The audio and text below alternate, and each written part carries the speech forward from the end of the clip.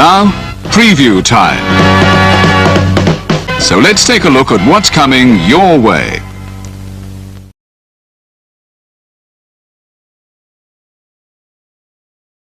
And now for a taste of things to come.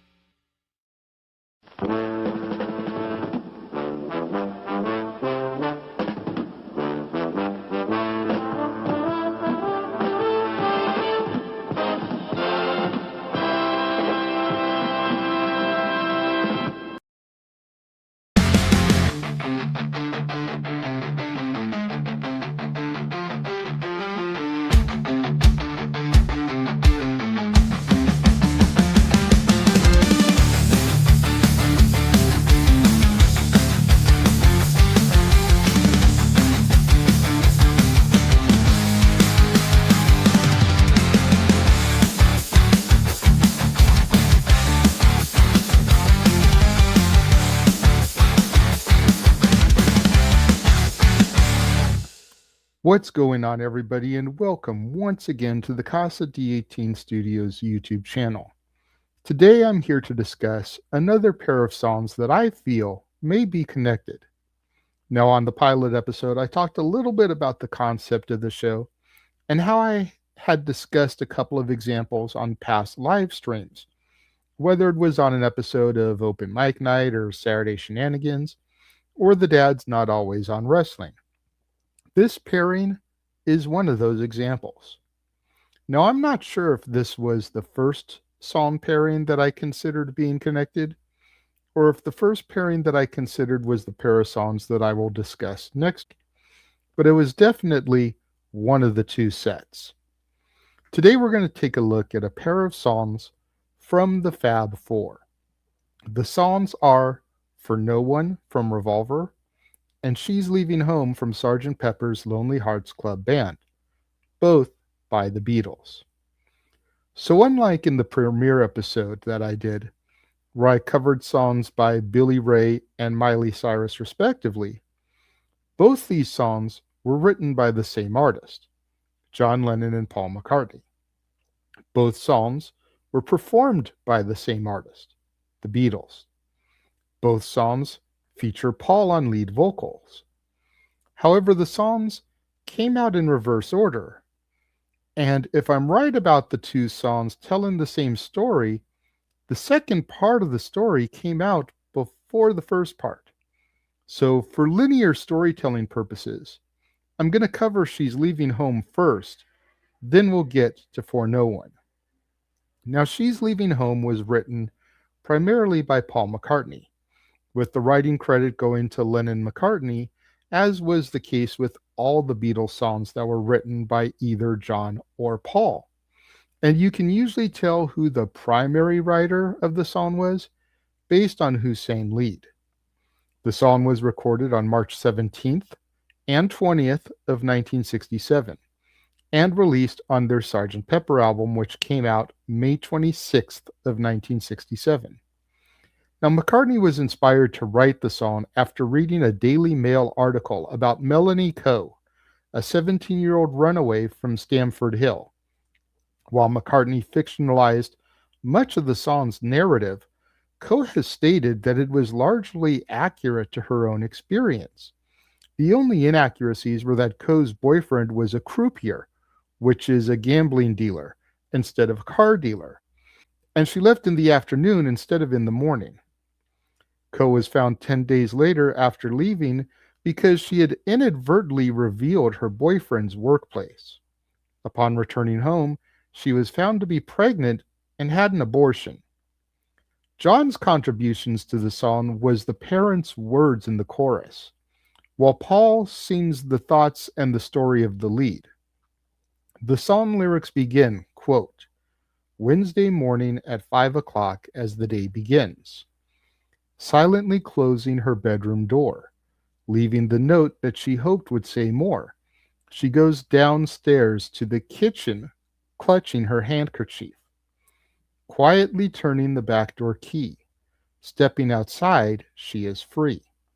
Now, in the chorus, we get a trade-off. Paul basically just says she is leaving home, while John gives us some insight into the minds of the parents.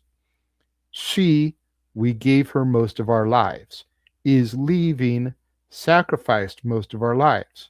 Home, we gave her everything money could buy. The second verse then begins, quote, "Father snores as his wife gets into her dressing gown, picks up the letter that's lying there. Standing alone at the top of the stairs, she breaks down and cries to her husband, 'Daddy, our baby's gone.' Why would she treat us so thoughtlessly? How could she do this to me?" We get another chorus. Paul's words stay the same, but John's got some new thoughts for the parents. She, we never thought of ourselves, is leaving, never a thought for ourselves. Home, we struggled all our lives to get by. She's leaving home after living alone for so many years. Tail end of the chorus gives us a little sense into the child's mentality. Third verse begins, "Friday morning at 9 o'clock, she is far away, waiting to keep the appointment she made, greeting a man from the motor trade." We get a final chorus. However, Paul changes the words up just a little bit to "she is having fun." She, what did we do that was wrong, is having, we didn't know it was wrong, fun. Fun is the one thing that money can't buy. Something inside that was always denied for so many years. She's leaving home. Bye-bye. Now's where the real fun comes in. The follow-up in the story, For No One. For No One was also primarily written by Paul McCartney and credited to Lennon and McCartney. The song was recorded on May 9th, 16th, and 19th of 1966 and released on August 5th, 1966 as part of the Revolver album. George Harrison contributed to neither song. Only John and Paul contributed to She's Leaving Home, and only Paul and Ringo contributed to For No One. The lyrics for this song begins, quote, "Your day breaks, your mind aches. You find that all her words of kindness linger on when she no longer needs you. She wakes up, she makes up. She takes her time and doesn't feel she has to hurry. She no longer needs you. And in her eyes you see nothing, no sign of love behind the tears. Cried for no one, a love that should have lasted years. The in her eyes part in the chorus just flowed too smooth to break it up to interject that that was the chorus.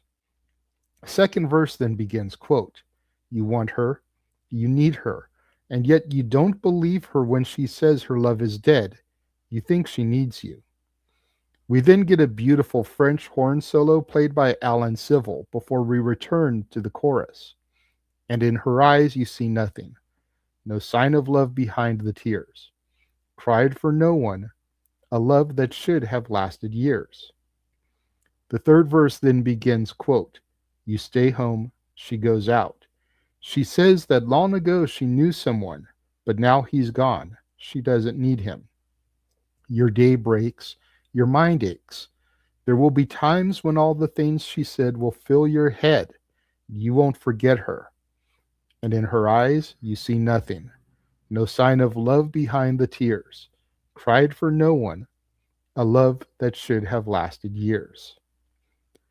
Now, in She's Leaving Home, we establish that there are two couples here, the runaway and the man from the motor trade, and the runaway's mother and father. What makes For No One so much fun to me is that the lyrics could be viewed from either perspective. Obviously, the song is about a failed relationship. That much is perfectly clear. And we know from the story of Melanie Coe, she returned home 10 days later pregnant. Now, relationships traditionally don't usually turn that sour in only 10 days. But we also know that Paul fictionalized much of the narrative. So with that knowledge, walk with me here. Could For No One be about the runaway's relationship with the man from the motor trade? You know, the grass wasn't greener on the other side like she thought it would be by running away? Or could For No One be about the relationship of the runaway's parents? Without their daughter there, their relationship just fell apart. Perhaps the daughter was the glue that held together their fractured pieces. With her gone, everything crumbled. Now, Paul has stated in interviews that For No One was written after a fight with his then girlfriend, Jane Asher. So the subjects are clearly different. One's about an argument, and one's about a runaway that we knew in a newspaper article. However, a lot of times authors create fictional characters based off of real life people. So now I've told you my thoughts. It's time for you to tell me yours. Do you think that these songs could be connected? Do they tell the same story, or am I tripping? Which couple do you think For No One is telling the demise of? Would you like to see more shows like this?